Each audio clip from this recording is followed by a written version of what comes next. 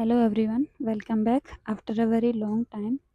तो देखो यूपीएससी का पेपर हो गया, रिजल्ट भी आ गया। बहुत लकी लोग रहे होंगे जिनका क्लियर हो गया होगा, कुछ अनलकी रहे होंगे जिनका नहीं हो पाया होगा। तो देखो दुखी होने का नहीं है, आप सिर्फ अपने लिए अकाउंटेबल हो कि आपने कैसी पढ़ाई करी, आपकी कहाँ कमियाँ रहीं। तो देखो अगर आप भी उनमें से हो जिन्होंने ये पेपर दिया था, तो ये वीडियो आप पूरी एंड तक देखें, क्यों देखो इसमें ना मैं आपको वो बताऊंगी कि आप कितने क्वेश्चन ऐसे थे जिनको आप बिना किसी मतलब सिर्फ आपने पीवाईक्यूज को अच्छे से एनालाइज किया, उस बेसिस पे सॉल्व कर सकते। तो मैं ये नहीं कहूँगी कि आप किसी बिना नॉलेज के, बिना दिमाग के वहाँ पे कराते। दिमाग की तो ज़रूरत थी, बिना दिमाग के तो सॉल्व नहीं हो सकते। लेकिन हाँ, उसके लिए मैंडेटरी है कि आपने पीवाईक्यूज को कैसे एनालाइज किया। जैसे आप में से बहुत से लोग होंगे जिन्होंने से 50 से 60 अटेम्प्ट किए होंगे, अटेम्प्ट ही इतने किए होंगे। तो ये वीडियो उनके लिए स्पेशली ज़्यादा है कि भाई आपको कहाँ रिस्क लेना था और किस वे से सोचना था, तब क्वेश्चन को सही मार्क करना था। बिकॉज़ देखो, तो उसके लिए आपको ये वीडियो पूरी देखनी पड़ेगी। तो अगर आप मेरी बात करो, पहली बात तो देखो मेन चीज़ ये होती है कि बहुत लोग बोल रहे हैं पेपर बहुत ईज़ी था। तो मेरे हिसाब से पेपर ईज़ी तो नहीं था, ठीक है? पेपर तो टफ था, लेकिन हाँ 2023 के कंपैरिज़न में देखो तो पेपर ईज़ी था, इसमें कोई डाउट नहीं है। लेकिन अब देखो जो होना था सो हो गया। अब जिनका नहीं भी निकला तो अब देखो दुःख रोने-धोने का तो टाइम भी गया, रिज़ल्ट भी आ गया, सब हो गया। अब क्या है, आप आगे देख सकते हैं। जैसे कोई होगा पीसीएस दे रहा होगा, जिसका 27 अक्टूबर को पेपर होगा और किसी को 25 में देना होगा। तो अब ठीक है यार, ये एग्ज़ाम, एक तो इस एग्ज़ाम की ख़ासियत ही ये है कि देखो अगर आप ये सोच रहे हो कि अब आपको कोई ये जज करे कि आपने पढ़ाई नहीं करी, तो इस एग्ज़ाम में वैसे भी किताबों से कुछ ख़ास मतलब इतना आप ये सोच रहे हो कि भाई मैं स्पेक्ट्रम रट जाऊँगा, लक्ष्मीकांत रट जाऊँगा और आपका पेपर क्लियर हो जाएगा, तो वो वैसे भी नहीं होना। क्योंकि देखो हाँ, इस बार तो लक्ष्मीकांत से पेपर आए, क्वेश्चन आए थे। 7-8 क्वेश्चन ऐसे थे जो डायरेक्टली लक्ष्मीकांत से थे, इसमें कोई डाउट नहीं है। लेकिन फिर भी इस पेपर में आपको अपने दिमाग को खुला रखना पड़ेगा और आप उस टाइम पे क्या सोच रहे हैं, उस बेसिस पे डिसाइड होगा कि आप मतलब कितना स्कोर करोगे इस पेपर में। तो वीडियो को एंड तक देखें। तो देखो पहली बात, इस पेपर में अगर मैं बात करूँ, तो मैंने क्वेश्चन किए थे 84, ठीक है? 84 में से मेरे 55 सही थे और किसी आंसर की से 56 भी सही बैठ रहे हैं और 28-29 के करीब गलत बैठ रहे हैं। तो देखो ये जो गलत बैठ रहे हैं ना, इनके बारे में एक बात आपको बताना चाहूँगी। इसमें 6-7 क्वेश्चंस की ऐसी थी जो सिली मिस्टेक थी, जो ब्लंडर था। इतनी सिली मिस्टेक आदमी अफोर्ड ही नहीं कर सकता, लेकिन वो सब सिली मिस्टेक्स भी नहीं थी। मतलब कहने का मतलब ये था कि मैंने वो चीज़ पढ़ी थी बट अच्छे से नहीं पढ़ी थी। तो lack of revision, silly mistakes वो काउंटेड होता है, ठीक है? तो देखो अब जैसे यहाँ पे 55-56 बैठ रहा है, अगर ये सही होता तो यही बैठ जाता है यहाँ पे 62 और 65 के करीब पहुँच जाता, ठीक है? 2-4 क्वेश्चन ऊपर-नीचे करके। तो अगर आप 60-65 क्वेश्चन किसी पेपर में सही कर रहे हो यूपीएससी के में, तो आप फिर सेफ स्कोर है आपका, ठीक है? और आपसे 25-30 तो गलत हो ही जाते हैं, तो उससे नेगेटिव से कोई फ़र्क नहीं पड़ता, क्योंकि अगर आपने 30 क्वेश्चन गलत किए, तो इसका मतलब ये आपके 10 सही गलत हो जाएँगे, ठीक है? तो अगर आपने 60 करे, 60 में से 10 तो आपके बचे 50। और आपके नेट करेक्ट 50 आ रहा है इस पेपर में, तो आपको टेंशन लेने की ज़रूरत नहीं है, आप बिल्कुल सेफ़ली पार कर जाओगे। तो देखो मेन बात तो ये है, अगर आपका नहीं निकल रहा तो टेंशन लेने की ज़रूरत नहीं है। आप जैसे बहुत हैं जिनका नहीं निकल रहा, खुद पे भरोसा रखें। और अगर जो आपके अपने हैं वो आपको ट्रस्ट करते हैं, तो वो आपको क्वेश्चन मार्क लगाएँगे भी नहीं कि आपने पढ़ाई क्यों नहीं की। ये आप खुद अकाउंटेबल हैं कि आपकी कहाँ कमियाँ रहीं। जैसे मैं अपनी कमियाँ बता रही हूँ कि मेरी जो मिस्टेक्स थी ना, सिली मिस्टेक्स, वो नहीं होनी चाहिए थी। उसका रीज़न ये है कि अगर आप बिना पढ़े पेपर देते हो ना, तो फिर आपके लिए सिली मिस्टेक्स कुछ होता ही नहीं है, ना आपके लिए टाइम कुछ होता है। फिर आप जो लोग बिना पढ़े पेपर देने जाते हैं, उनके लिए क्या होता है, टाइम की कोई कमी है ही नहीं पेपर उनमें। लेकिन अगर आप सीरियसली पढ़ के गए हो, तो फिर आप हर क्वेश्चन को अच्छे से पढ़ोगे और उसको एनालाइज़ करके तब उसका टिक मार्क करोगे, तो फिर आपको टाइम की कमी पड़ेगी। Same with silly mistakes. अब जो सब में ही तुक्का मार रहा है उसके लिए सिली मिस्टेक्स क्या होती होंगी? लेकिन अब जो पढ़ के गया है उसके लिए तो सिली मिस्टेक्स होती हैं ना। तो ये चीज़ें आप सीखते हो अपनी गलतियों से। तो ठीक है, अब शुरुआत करते हैं वीडियो की। वीडियो में मैं यही बात करूँगी कि 10 से 15 क्वेश्चन इस पेपर में ऐसे थे जो आप किसी भी स्टैंडर्ड बुक में नहीं पढ़ते हो, सिर्फ आप अपने दिमाग की हेल्प से सॉल्व कर सकते हो। देखो अगर आपने यूपीएससी की थोड़ी-सी भी प्रिपरेशन करी है ना, तो ये क्वेश्चन तो आप गलत कर ही नहीं सकते, ठीक है? अब ये यूएस ट्रेज़री वाला जो बिल आया था, ट्रेज़री बॉन्ड वाला, इसमें क्या है कि आप इसको किसी भी स्टैंडर्ड बुक में, मैंने तो नहीं पढ़ा, आपने पढ़ा हो वो अलग बात हो, लेकिन मैंने नहीं पढ़ा। लेकिन इसमें क्या था कि आप जब इसके स्टेटमेंट को देखो ना, not backed by any hard asset, तो ये तो भाई बड़ा ही वेग सा स्टेटमेंट है। ऐसा थोड़ी होता है कि किसी भी मतलब लोगों के विश्वास पे ही पूरा ट्रेज़री बॉन्ड रहता है, उसके लिए किसी हार्ड असेट की ज़रूरत नहीं पड़ती।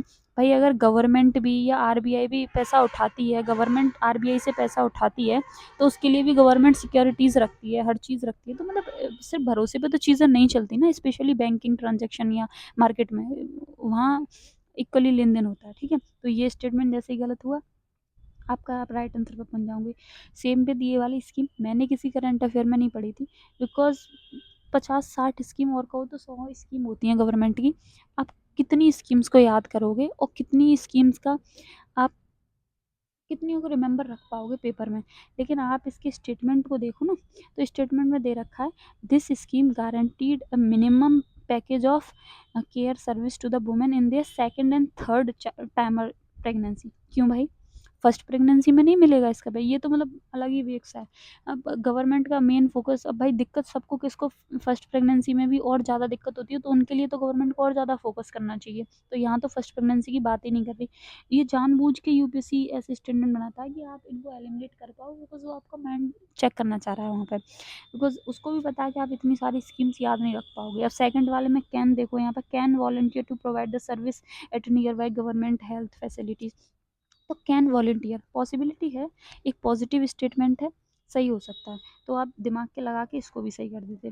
अब सेकंड वाला वेनेजुला वाला आता है। वेनेजुला न्यूज़ में था, सबने पढ़ा होगा, बट इतना डीपली कौन पढ़ता है। लेकिन अगर आप इसके स्टेटमेंट को देखो, preventing it's people from the immigrating the other countries, मतलब कोई भी कंट्री कितनी भी अच्छी हो, अब जैसे फिनलैंड का एग्जाम्पल लो, वर्ल्ड की हैप्पीस्ट कंट्री है, लेकिन इसका मतलब ये थोड़ी कि वहाँ के माइग्रेट ही नहीं करते होंगे। भाई इमिग्रेट करते होंगे लोग फिर भी किसी और कंट्री में किसी काम से। तो ये कितनी, कोई भी कंट्री कितनी भी अच्छी क्यों ना हो जाए, ये पॉसिबल है ही नहीं कि उसके सब लोगों को हम इमिग्रेशन से इमिग्रेट करने से रोक पाएँ। तो जैसे ये स्टेटमेंट गलत हुआ, आपका यहाँ पे भी सही आंसर आ गया। ठीक है, सेम विद ये वाला देखो, हाइड्रोजल यूज्ड के बारे में बात करता है। तो देखो ऐसे क्वेश्चंस में आपको ये चीज़ें नहीं पता होंगी, ठीक है, लेकिन इन क्वेश्चंस की खासियत क्या होती है कि इन क्वेश्चंस में आपको ज़्यादा सोचना ही नहीं है। इन क्वेश्चंस में बस आपको क्या करना है कि अगर आपने पी वाई क्यूज़ को अच्छे से एनालाइज किया है, तो ऐसे क्वेश्चंस में ये होता है कि आप बस जनरली ऑल 3 मार्क करो। बिकॉज़ अब देखो मैं ये तो कहूँगी नहीं कि हाँ आपने 10 क्वेश्चंस में ऐसे मार्क किया और आपके 10-10 सही हो जाएँगे, लेकिन 10 में से 8 आपके ज़रूर सही होंगे। और आपको हर चीज़ याद हो भी नहीं सकती, तो आपको थोड़ा-सा तो रिस्क लेना पड़ेगा। अब आप, एक चांस तो ये था कि आप इस क्वेश्चन को छोड़ आते। अब देखो सही बताऊँ तो मुझे भी नहीं पता था ये, ठीक है? और अलग-अलग भी दे रखे हैं, लेकिन आप पीवाईक्यूज़ को अच्छे से आपने एनालाइज़ किया है, तो आप पाओगे कि ऐसे क्वेश्चंस में यूपीएससी जनरली पॉजिटिव चीज़ ढूँढता है, ठीक है? तो ये सही हो गया। अब देखो ये वाला जो बात करता है, ये बात करता है पॉइज़नस स्पीशीज़ के बारे में, ठीक है? इस वाले क्वेश्चन में पॉइज़नस स्पीशीज़ के बारे में बात करता है। तो आपको नहीं पता होगा कि कौन-सी स्पीशीज़ पॉइज़नस होती है, कौन-सी, क्या पता एक बटरफ्लाई पॉइज़नस हो, क्या पता एक फिश पॉइज़नस हो। तो देखो ऐसे क्वेश्चंस में ना आप पॉसिबिलिटी पे जाओ और आप पीवाईक्यूज़ को देख के समझो कि मतलब पीवाईक्यूज़ में यूपीएससी ने क्या पूछा, कि वो क्या जानना चाह रहा है। तो इसमें भी ऑल 3 सेम। ये रडार के बारे में पूछ रहा है, तो देखो मुझे नहीं पता था, लेकिन मैंने पीवाईक्यूज़ को अच्छे से एनालाइज़ किया था, तो इस क्वेश्चन का ऑल 3। सेम देखो डिस्ट्रीब्यूटिव एनर्जी रिसोर्सेज। अब ऐसे क्वेश्चंस को एक चांस तो होता है अगर छोड़ा हो, एक होता है कि अगर आपने पीवाईक्यू अच्छे से एनालाइज किए तो आप ऑल 3 मार्क करो और आगे बढ़ो। सेम वॉल्केनिक eruption, इसकी तो देखो ये तो यूपीएससी का फेवरेट क्वेश्चन है, ये तो वैसे भी पता होता है। और अगर नहीं भी पता है तो ऐसे क्वेश्चन में आप ऑल 3 और 4 मार्क करो, क्योंकि क्या पता अगर 0.01% भी ये, अब जैसे ये जो था ये नया वर्ड था मेरे लिए, पता नहीं क्या, लेकिन फिर मैंने सोचा क्या पता अगर 1% भी ये eruption में निकला हो तो इस चीज़ को सोचो ना। तो अब ना तो मतलब हर किसी को हर चीज़ तो पता नहीं हो सकती ना, लेकिन आप पॉसिबिलिटी पे जाओगे और कैलकुलेटिव रिस्क लोगे, और फिर आप देखोगे कि मतलब यूपीएससी एक्चुअल में आपसे पूछना क्या जा रहा है। अब देखो ये वाला जो क्वेश्चन है ना, ये वाला जो है, एक मिनट, ये वाला जो क्वेश्चन है ये मुझे नहीं पता था, लेकिन फिर मैंने दिमाग लगाया कि लास्ट ईयर से, आई थिंक लास्ट ईयर उसने क्वेश्चन पूछा था, उसमें था आंध्रा, मगधा, कौशला एंड अवंती ऐसे करके कुछ था, तो उसमें था आंध्रा, बिल्कुल डिफरेंट था। तो ऐसे क्वेश्चंस में, और हर साल पूछता है ऐसा क्वेश्चन, ऐसे क्वेश्चंस में क्या होता है कि 3-4 क्वेश्चन तो आपने सुने, जो स्टेटमेंट होंगे वो आपको सुने से होंगे, लेकिन एक जो होगा बिल्कुल अलग होगा, उसका कोई मतलब अता पता ही नहीं होगा। तो उस पर फिर मैंने ये मार्क किया, तो ये सही हुआ। तो अब देखो ये कहो कि तुक्का, भाई तुक्का ना कैलकुलेटिव लगता है तुक्का, कि आपने किस चीज़ को कैसे एनालाइज किया और कहाँ यूपीएससी फंसाता है। ऐसे ही जय माता दी करके तुक्का नहीं लगता। अब यहाँ आप जय माता दी करके लगाओगे तो गलती होगा। अब ये पैरासाइटेड स्पीसीज वाला है, इसमें भी आपको ऑल 4 मार्क करना है। तो देखो, ये जो होता है ना, अगर आपने अच्छे से पीवाई की उसको किया है तो आप ऐसे क्वेश्चंस को इजीली कर पाओगे। ठीक है, ये चीज़ तो मैं आपको ये बताना चाह रही हूँ इसके थ्रू। और अगर आप चाहे बेशक शॉर्ट टेस्ट सीरीज़ दे लो, उसका कोई फ़ायदा आपको ज़्यादा खास होने नहीं वाला। तो देखो, बहुत से लोग हैं जो 50-60 अटेम्प्ट करके आते हैं, 50-60 अटेम्प्ट करके आपका वैसे भी नहीं निकलना। लेकिन मैं तो सिर्फ आपको इस वीडियो से ये बताना चाह रही थी कि यूपीएससी के पेपर में ना आपको किताबों से इतने ज़्यादा क्वेश्चन नहीं मिलेंगे। वो डिपेंड करता है कि आप पेपर में आप उस टाइम पे क्या सोच रहे हो और आपने कैसे चीज़ों को एनालाइज़ किया है, तब आप सही आंसर तक पहुँच पाओगे। अब आप ये सोचो एज़ इट इज़ पढ़े हुए मिल जाएँगे, मिलते हैं। अब जैसे मेरी बात करो, तो मैंने जब ये पेपर दिया तो मैं जनरली क्या करती हूँ, पेपर को ऑलवेज़ पीछे से सॉल्व करती हूँ। तो जब मैंने पेपर को पीछे से देखा, तो पहला क्वेश्चन देखा ये लॉन्गेस्ट बॉर्डर वाला, ठीक है। तो पहली बात तो देखो, मतलब ये फैक्चुअल सा क्वेश्चन है, एलुसेंट टाइप, है ना। तो ये अगर आपको पता है तो ठीक है, नहीं पता तो आप इसमें तुक्का नहीं मारे, लेकिन ये मुझे पता थी फॉर्चुनेटली, तो मैंने सही कर दिया।